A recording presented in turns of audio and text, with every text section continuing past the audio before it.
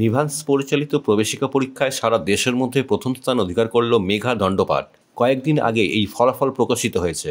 খুশির হাওয়া বাঁকুড়া শহরের প্রতাপবাগানের বাড়িতে। মেয়ের এই সাফল্যে খুশি বাবা মা।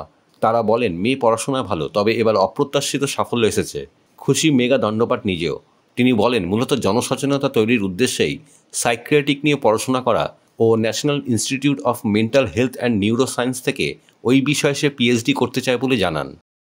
আমি বাঁকুড়া গার্লস হাই স্কুলের প্রথমে পড়াশোনা করেছি, মানে স্কুল জীবনটা। তারপরে আমি জয়েন্ট এন্ট্রান্স দিই এবং জেনপা যেটা হয় ওয়েস্ট বেঙ্গলে, সেটার মাধ্যমে আমি বিএসসি নার্সিংয়ে এসএসকেএমে চান্স পাই। তখন আমার র্যাঙ্ক হয়েছিল 38 ইন ওয়েস্ট বেঙ্গল আর কি। তারপরে আমি এসএসকেএম, যেটা কলকাতা পিজি যেটা বলা হয়, সেখান থেকে আমি 4 ইয়ার্স বিএসসি নার্সিং কোর্স করি।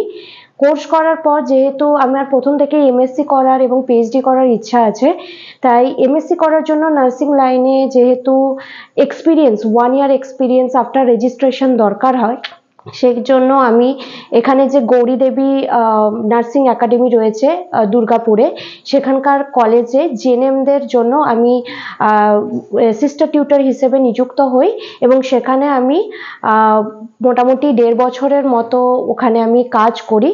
তারপরে আমি প্রিপারেশনের জন্য আমি এপ্রিল মাসে আমি জব ছেড়ে দিই এবং টানা 2 মাস আমি ঘরে বসে পুরো প্রিপারেশন নিই, যেটা হচ্ছে সেলফ স্টাডি, যেটা এমএসসি নার্সিংয়ের জন্য প্রিপারেশন নেওয়ার জন্য খুবই দরকার হয়ে পড়ে। এবং তারপরে আমার যথারীতি জুন মাস থেকে সমস্ত এক্সাম শুরু হয়, এইমস, নিমহ্যান্স এবং সিএমসি ভেলোর, যেগুলো অ্যাপোলো, যেগুলো বড় বড় নার্সিং ইনস্টিটিউট রয়েছে গোটা ইন্ডিয়াতে, সেখানে আমি এক্সাম দিই এবং কোয়ালিফাই করি।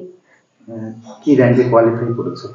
আমি নিমহ্যান্সে আমার ফার্স্ট 8 জুন এবছর পরীক্ষা হয় এবং ওখানে আমি অল ইন্ডিয়া বেসিসে আমার র্যাঙ্ক 1 আসে। এবং যেহেতু ওখানে ইউআর মানে আনরিজার্ভ ক্যাটাগরির সিট খুবই কম, বুঝতেই পারছেন, সেক্ষেত্রে একটু পাওয়াটা খুবই টাফ। সেক্ষেত্রে 1 র্যাঙ্ক হয়ে তো অবশ্যই আমি খুবই এক্সাইটেড ছিলাম।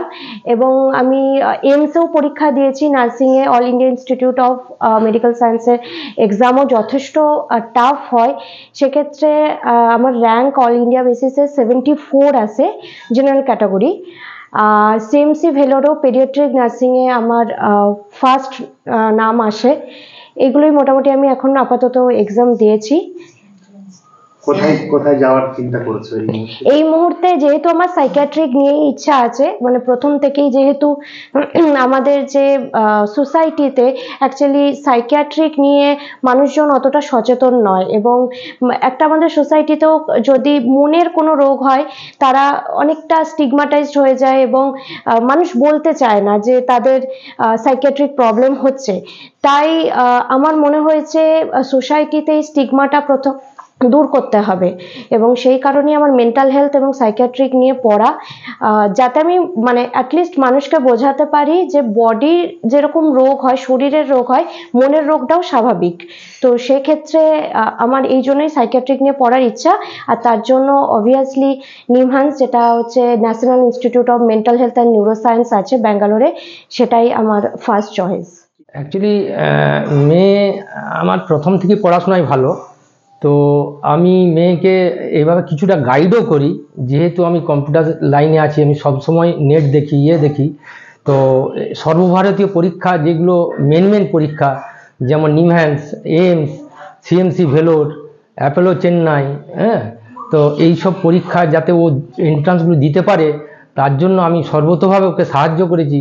এবং আমাদেরকে 15 দিন আমরা বাইরে ছিলাম, প্লেনে আমাদেরকে হয় চেন্নাই থেকে ব্যাঙ্গালোর থেকে দিল্লি এই করতে হয়েছে। তো খুবই ট্রাভেল সাব জার্নি ছিল। তো মেয়ে এই আশাতীত রেজাল্ট করবে আমরা ভাবতে পারিনি।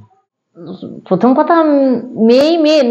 হ্যাঁ, ও কষ্ট করেছে, মানে যেভাবে পড়াশোনা করেছে, তাতে এই সাফল্যটা মানে আমার কাছে বিরাট ব্যাপার। কারণ মানে একদিকে ক্লাস করা, একদিকে পড়াশোনা করা, এটা খুব চাপের। মানে নার্সিং লাইনটা আমি তো দেখলাম যে প্রচুর মানে খাটনি আছে ওদের।